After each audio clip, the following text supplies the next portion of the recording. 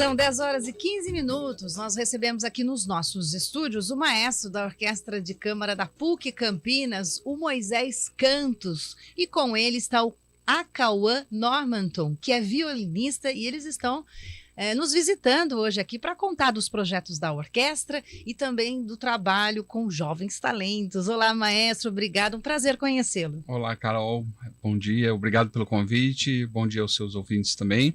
É um prazer para nós estarmos aqui e falarmos um pouquinho do trabalho que a gente vem desenvolvendo, sobretudo dessas oficinas de música. Fiquei sabendo que vocês já estão, inclusive, num projeto aí de aulas gratuitas que está acontecendo, é isso? Sim, nós organizamos uma parceria com o Instituto Batista Lázaro Ferreira Filho, de Paulínia. Como esse é um projeto apoiado pelas leis de incentivo fiscal, tem uma contrapartida social. Além dos concertos que nós fazemos, temos uma contrapartida social. E no caso específico desse projeto de música e sustentabilidade, nós temos dois tipos de oficina. Uma oficina que é de apreciação musical, uma oficina mais curta, de 50 minutos. Nós vamos nas escolas, fomos em escolas públicas e explicamos um pouquinho do que é a música, né, de alguns elementos básicos da música, como melodia, harmonia e ritmo, e como isso impacta diretamente a nossa vida. E temos um outro tipo de oficina, que é a que nós estamos oferecendo lá no Instituto Lázaro Ferreira Filho, que são oficinas de instrumento musical. Essas oficinas, elas são mais demoradas, porque elas têm um prazo aí de 1 ano, né, para poder a criança aprender. E nós estamos lá no Instituto oferecendo 2 oficinas, uma de violino, outra de violoncelo. As oficinas de violino são às segundas-feiras à tarde. Olha só. E as oficinas de violoncelo, elas acontecem às quartas pela manhã. Então, o objetivo, na verdade, não é que a gente transforme a criança em músico, não é isso que nós esperamos. Mas é agregar a ela algum conhecimento e uma possibilidade de ela se desenvolver em outros aspectos na vida dela. E isso é possível através da prática do instrumento. Existe até uma pesquisa já a respeito disso. E as cidades que acontecem essas oficinas, tem Paulínia? Nós temos em Paulínia, mas temos também uma oficina já andando em Valinhos, na Casa da Criança de Valinhos, que o Acauã também é professor lá. E acho que um diferencial que talvez seria importante as pessoas saberem é que os alunos não precisam ter o instrumento. A orquestra, a Secunda Prática, forneceu os instrumentos, então ele só precisa ter vontade de participar. Que bacana. Aliás, você falou da Secunda, eu vou até aproveitar, quem está no YouTube está vendo, olha, o maestro trouxe aqui para gente, para mim, para o Guilherme, um presente, nós vamos ouvir. Este trabalho já é um outro trabalho do maestro? Isso, eu sou maestro da PUC, né? Certo. Trabalho com os alunos da universidade, alunos que em algum momento da vida estudaram um instrumento, então eles vão para lá, a universidade dá uma bolsa para eles participarem do grupo de música de câmara. Mas além do trabalho na universidade, eu tenho 2 orquestras que eu rejo. Melhor, 3 orquestras. Uma é a Secunda Prática, tem a Camerata Jovem de Campinas, que é uma orquestra que faz um trabalho com música popular, rock, etc. E também rejo a Sinfônica de Bragança Paulista. Maestro trabalha, não maestro? Trabalho, a música tem que trabalhar bastante, né? Tem que trabalhar bastante. Mas é muito gostoso, Carol. É um trabalho que eu não me arrependo. Com uma certeza. profissão que eu não me arrependo de ter escolhido. E, maestro, o que chama a atenção é esse trabalho com rock, com outras músicas, outros estilos que vocês incorporam, né? Sim. Isso ajuda a trazer o jovem para esse... Muito, muito. Porque, assim, as pessoas têm uma prática, uma ideia de que a orquestra está lá em cima, o maestro está no céu, e eu sou o normal, estou aqui embaixo. Nós tentamos quebrar essa ideia. Os nossos concertos, e é uma coisa que a gente tem praticado na orquestra, nós trazemos o público para o palco. Então termina o concerto, ele pode vir fazer selfie com o músico, com o maestro, ele pode brincar, jogar dinheiro na gente se quiser, também pode, não tem problema. Vocês gostam? Nós gostamos. Ninguém fez isso ainda, mas nós vamos gostar muito se fizerem. Mas assim, nós tentamos quebrar isso, aproximar a orquestra do público. Porque não faz sentido a gente estar numa posição, apresentar uma música e todo mundo virar as costas embora e não entender o que está acontecendo. Então, o trabalho com música popular, especialmente o rock, os concertos nossos nós temos lotado. Levamos 1.200 pessoas no Politeama, em Jundiaí. Que bacana. E assim, a galera numa vibe muito bacana, porque a gente tem algumas músicas que foram arranjadas para incluir a participação do público Então, em determinada música, eu peço para o público fazer isso, fazer assim com a mão, fazer assim com o corpo e tal, para complementar. É bem comum nos shows de rock, naquelas Muito, apresentações com a plateia, né? Muito comum. Aliás, na abertura do programa, nós colocamos um dos trechinhos e a gente quer assistir novamente aí. Daniel vai colocar pra gente no YouTube, o Valmir vai liberar aqui o áudio. A gente fez a abertura aqui do programa justamente colocando essa junção da Camerata Jovem de Campinas com o clássico do rock. Vamos Legal. acompanhar. Tá arrumando? E esse trabalho com os clássicos do rock é só com o pessoal da Camerata Jovem? Basicamente são os mesmos músicos, mas a gente fez separado para desvincular um pouco essa ideia da música clássica. Então, tem a Camerata, tem músicos mais experientes, mas a maioria são músicos jovens. A gente dá oportunidade para o músico que está se formando, não tem onde tocar, então vem para a Camerata. Entendi. E depois temos a Segunda Prática, que já é uma orquestra que trabalha voltada para repertório erudito. Mais especificamente a música barroca. Vamos acompanhar então esse trechinho da Camerata.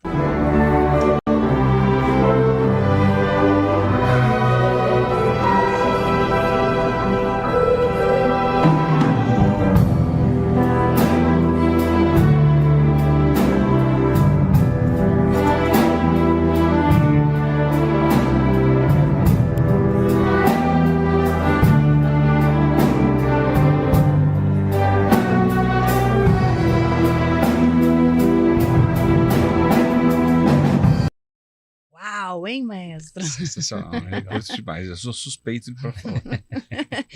Mas, Cauã, você também, você é violinista, a gente estava conversando aqui um pouquinho antes, professor, e você gosta mais desse estilo do rock ou gosta mais, você tem alguma linha dentro da... Olha, depois que eu terminei minha graduação, eu fiz 4 anos, uma especialização em São Paulo em música antiga, né? Que é o repertório do período barroco para trás, né? E até o instrumento é um pouco diferente, é um violino, só Eu ia te perguntar, eu não tenho tanto conhecimento em instrumentos, mas eu sou muito curiosa, então eu observei que ele tem uns detalhes que eu não vejo em outros violinos. Me explica. Esse é um violino moderno, um violino normal, né? A diferença desse para o que a gente chama de violino barroco são as cordas, que o violino barroco usa cordas antigas, que eram de tripa. Ah, entendi. E essa corda já é uma corda moderna, então ela tem núcleo sintético, encapamento em alguma liga metálica. E tem essa pecinha, né, uma pecinha que a gente usa como apoio. Então, No pescoço. Isso. Então, conforme a técnica foi se desenvolvendo, foram se tendo outras necessidades estéticas e o instrumento foi sofrendo pequenas modificações para se adequar a essas novidades estéticas, né? E o violino barroco ele tem algumas diferenças que se traduzem em uma outra sonoridade, em uma outra abordagem do próprio repertório. Que não é só, porque às vezes a gente olha o instrumento, não é só estético, não é isso? Conforme o formato e como ele é produzido, o som sai então diferente. Isso, né? Uma coisa que era muito característico desse período, a gente pode ver em construções barrocas, enfim, é que a estética e a funcionalidade elas andavam juntas, né? Então, às vezes a gente vê, em volta do violino tem uma linha preta que ela meio que emoldura, deixa o instrumento bonito, mas ela tem uma função de proteção contra trincas.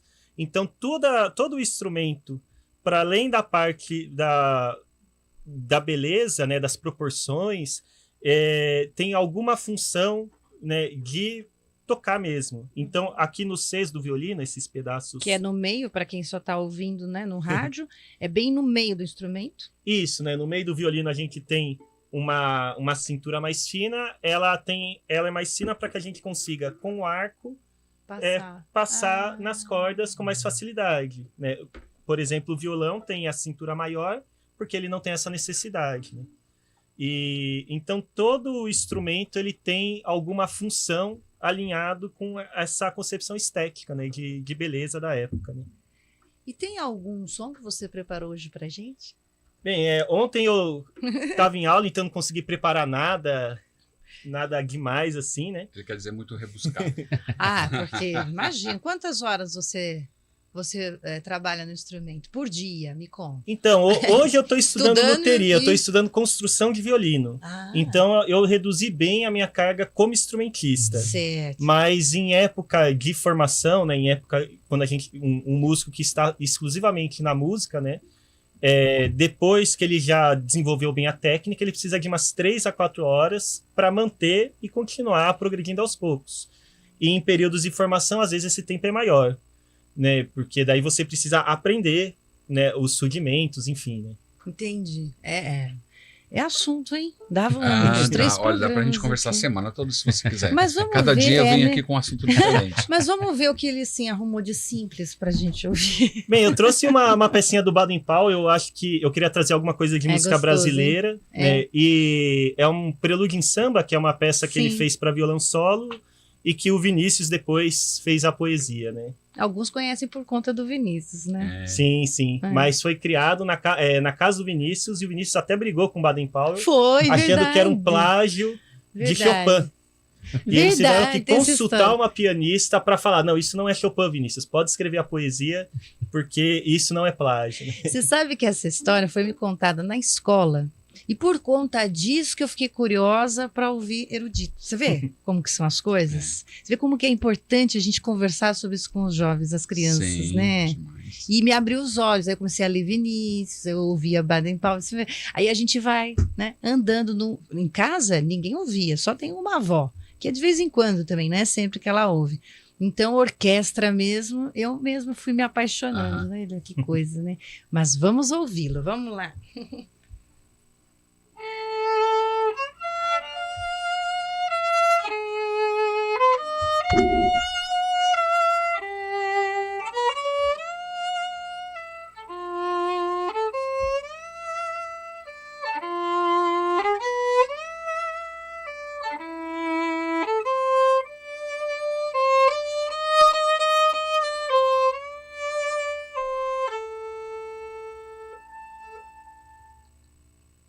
Lindo. A gente ia bater palmas aqui. Aqui no microfone fica ruim pra quem ouve, Fica, mas puf, merece, puf. merece. Ai, não, fora que a gente Com estraga, certeza. né, né, Guilherme? Ô, Acauã, deixa eu te perguntar uma coisa. A gente está fazendo aqui o tempo nosso não é muito grande, né, para a gente Sim. poder fazer uma entrevista, a gente conte sobre tudo. Mas você, como professor, o que você tem sentido?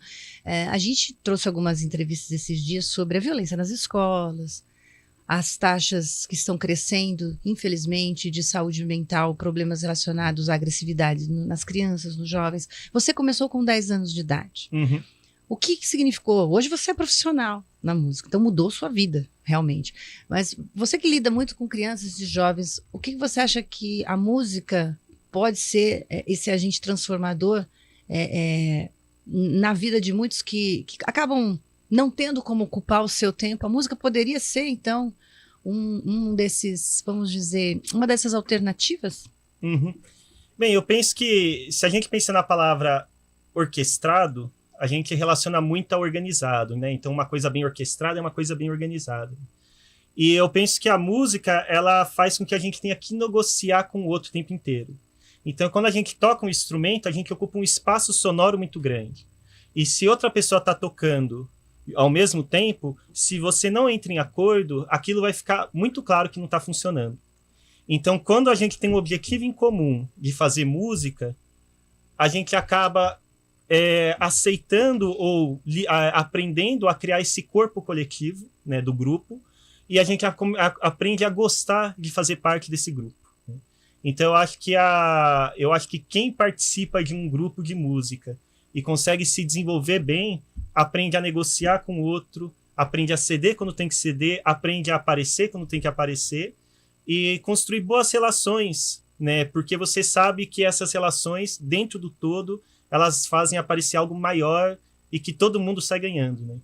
E a gente tem uma participação de uma ouvinte aqui, a de Leus, ela disse que tem 55 anos, ama violino, e a gente está falando sobre ensinar crianças, jovens, e ela disse que, será que eu ainda aprendo a tocar? É possível nessa idade? Esse pessoal mais velho, tem gente que procura, não só crianças e adolescentes, buscarem aprender? Então, isso é uma coisa que eu estava até conversando com o Moisés antes daqui, que existem muitos poucos programas que contemplam os adultos. Porque a música, principalmente lá fora, ela é um ambiente de muita competição.